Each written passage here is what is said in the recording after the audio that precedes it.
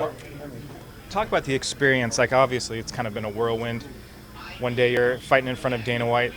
Now you're here at Prudential Center in Newark. Just fought in front of a huge arena. What are your thoughts?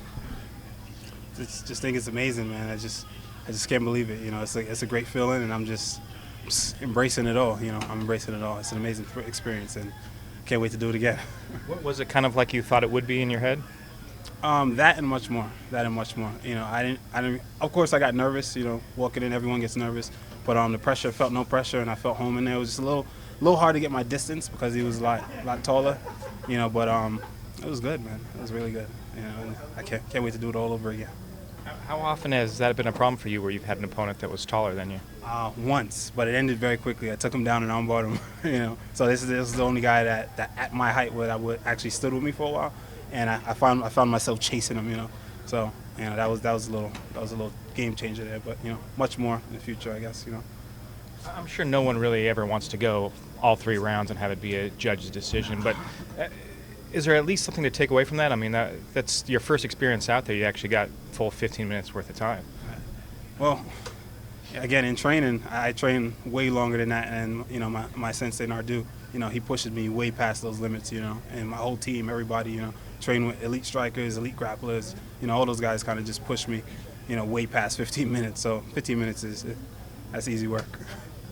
So you're 25, right? And over the course of roughly year and a half, you racked up undefeated record. I believe it was 6-0, all finishes. Did you feel this was the right time, or were you surprised to have made it to this plateau at this fast? I think this was the right time. I think it was the right time. It's one step. I'm taking everything one step at a time. And I think this was the perfect time. You know what I mean? When I came into the sport, the game plan was to take it step by step. Get into ring combat. Win the ring combat title, and then get to the UFC. And then ultimately become a contender and champion here. So one step at a time. So perfect timing. When we first seen you in the gym, I thought you were a Jamaican Olympic jump roper. Yeah. And then watching you fight and having a guy who knocks people out throw as hard as he can and just this close. Is that scary for you, or how do you time that distance and get it down perfectly? Well, Especially since you don't know the guy. You don't get to stand in front of him like Yeah. this before the fight. elite I train with elite strikers, man. Dudes like Wayne Barrett, he's one of my main training partners that push me, to pass my limits. We have Sapo, he's fighting on the card tonight. Dave Branch, there's just a lot of guys that I train with. A lot of the guys from Belmore, Andre Harrison. I got elite wrestlers. So I'm not. Sometimes because of the way I move, the way I talk, people think that I'm just a striker, but I'm fully rounded, well-rounded fighter, and complete martial artist. So I think I can do it all. I look like a jump roper. I look like a good boxer and all that, but I can do it all. When you landed that hip toss at 3 minutes into round 2, and we all heard from here the crowd erupt. Do you feel that inside you? Like when you hear everyone erupt, do you just I did that?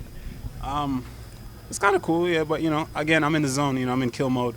So that roar, I didn't really hear it. I vaguely hear like, hey, but I'm in the zone, man. I'm in like, I'm in that mode where it's kill, kill or be killed. So only thing I'm focusing on at that moment is just him. I can only see him. I can only feel his movements, and everything's kind of quiet, and I can only hear my cornerman, So that doesn't really bother me. I don't really think about that, And you went for a front choke like 3 times. Is that a high percentage move for you, or what made you decide to keep going for that specific submission?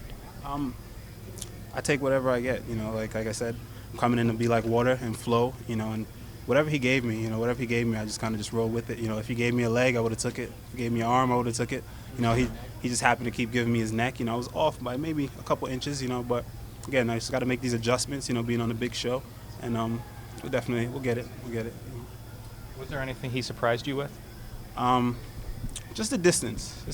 I knew he'd be hesitant on the feet with me. A lot of people are, but just the distance was a little odd. I found myself just touching him with my hand, just touching him. Not really sitting through. So, got to make those adjustments. But that was the only thing I felt.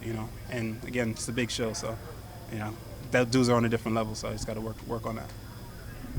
To move the way you do in the cage and just slip out of range and so quick and accurate, really, how are you warming up backstage so you come out and you're just ready to instantly, like Matrix, dodge everything?